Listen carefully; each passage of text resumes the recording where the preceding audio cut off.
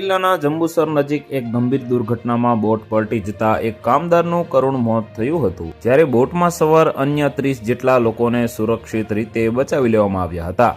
આ ઘટના ભરતીના પાણીનું અચાનક વધી જવાના કારણે બની હોવાનું પ્રાથમિક તપાસમાં સામે આવ્યું છે। પ્રાથમિક માહિતી અનુસાર આ બોટ એશિયન એનર્જી કંપનીના કોન્ટ્રાક્ટ હેઠળ ક્રૂડ ઓઇલ સર્વે માટે કામદારોને લઈ જઈ રહી હતી।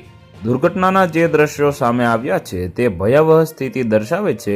બોટ પલટી ગયા બાદ ત્યાં હાજર લોકોમાં ડરનો માહોલ સર્જાયો હતો અને બૂમાબૂમ થઈ ગઈ હતી। ઉલ્લેખનીય છે કે બોટમાં તેને નિર્ધારિત ક્ષમતા કરતાં વધુ સંખ્યામાં કામદારો સવાર હતા અને તેમની પાસે સુરક્ષા માટે કોઈ સાધનો જેમ કે લાઈફ જેકેટ પણ ન હતા। આ ખાનગી કંપની દ્વારા હાયર કરાયેલી બોટ દ્વારા સર્વેની કામગીરી ચાલી રહી હતી ત્યારે આ ઘટના સર્જાઈ હતી।